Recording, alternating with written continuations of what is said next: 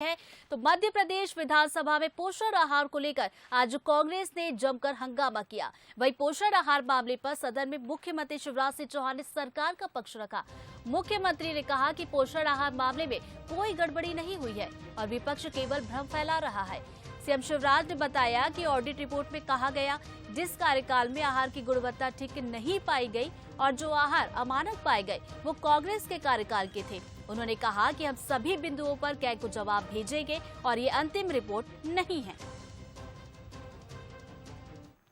लेकिन माननीय अध्यक्ष जी, क्या सरकार को यह हक नहीं है कि कोई महत्वपूर्ण घटना हो जाए जिसमें भ्रम फैलाया जा रहा हो तो वो अपनी बात रख सके? मुझे तो लगता था कि आप प्रशंसा करेंगे कि नहीं, आपने खुद होकर ये कदम उठाया है। उसके बजाय अगर कोई स्थिति है जिसपे भ्रम फैलाने के प्रयास हो रहे हैं और मैं उसको वक्तव्य के माध्यम से स्पष्ट करना चाहता हूं कि उसमें दिक्कत क्या है। पोषण आहार मामले में कांग्रेस ने भ्रम फैलाने की कोशिश की, लेकिन कांग्रेस को चर्चा से भागना था।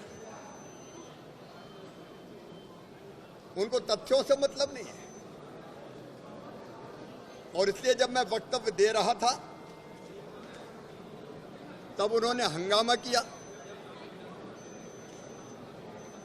और सारी बातें ठीक से ना आ पाए इस बात का प्रयास किया। इस ड्राफ्ट रिपोर्ट को अंतिम नहीं माना जाता। अभी ड्राफ्ट रिपोर्ट आई है,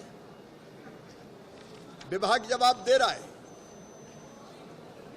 उसके बाद कैग को रिपोर्ट जाएगी, फिर कंडिका बनेगी, विधानसभा में आएगी, विधानसभा में चर्चा होगी, लोक लेखा समिति के सामने जाएगी।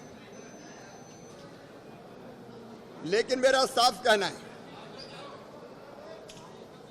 कि हम तथ्यों को बारीकी से देख रहे हैं। कहीं गड़बड़ी अगर पाई गई तो हम सख्त कार्रवाई करेंगे और अभी हमने कतिपय अनियमितताओं के खिलाफ 104 लोगों के खिलाफ कार्रवाई की है। भारतीय जनता पार्टी की सरकार अगर कहीं अनियमितता है तो उसको छोड़ेगी नहीं किसी भी कीमत पर। कांग्रेस ने क्या किया इस रिपोर्ट में? अगर इस रिपोर्ट की वो बात करते हैं तो टेक होम राशन के परिवहन में ये वाहन, स्कूटर, मोटरसाइकिल, कार और ऑटो रिक्शा, ये उनके कार्यकाल के भी नंबर सहित मेरे पास है। हम उसकी भी जांच कर रहे हैं।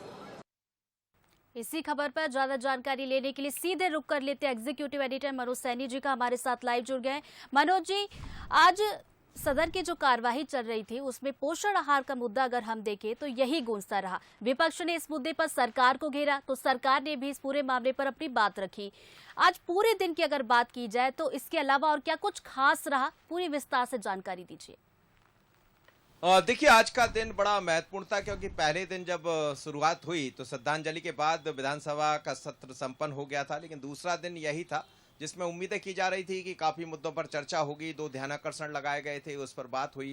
लेकिन उसके बाद जैसे ही विधानसभा का सत्र आगे बढ़ा तो फिर चर्चा चल पड़ी पोषण आहार को लेकर। कांग्रेस ने विरोध जताया, तख्ती लेकर पहुंचे, पहले गेट पर प्रदर्शन किया, बाद में फिर भीतर भी आ गए।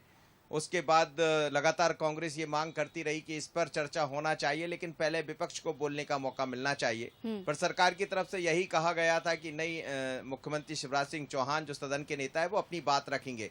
इस पर लंबी बहस हुई, नोक-झोंक हुई, लेकिन पूरे सत्र को यदि आज हम दिन भर को देखें तो यही इसी की भेंट चढ़ गया, एक तरह से कहा जा सकता है। लेकिन सरकार का जो बिजनेस था, सरकार जो चाह रही थी कि एक तो अनुदान आयोग जो प्रस्ताव पास होना था वो प्रस्ताव पास हो गया है, तो सरकार विकास के कामों को लेकर आगे बढ़ पाएगी। करीब 26 करोड़ का ये है तो उसको पास कर दिया गया। उसके बाद कई ऐसे अध्यादेश थे जिन पर चर्चा होना चाहिए था, वो भी आगे बढ़ गए। तो कुल मिलाकर सरकार का जो पक्ष था, सरकार ने जो चाहा था वो तो सदन में हो गया, लेकिन सदन की जो कार्रवाई रही है वो दिन भर हंगामा चलता रहा। हालांकि दिन भर चलने की बजाय कहा यह गया था कल विधानसभा अध्यक्ष की तरफ से कि यदि चर्चा होगी तो शाम 7:30 बजे तक ये सत्र चलता रहेगा, लेकिन उसके बाद हंगामे के कारण इसको कल तक के लिए स्थगित कर दिया गया। कल की जो विधानसभा रहेगी हमें लगता है वो भी बहुत लंबी चले, ऐसी उम्मीदें कम दिखाई देती, क्योंकि कल भी हंगामा इसी मुद्दे पर दिखाई देगा।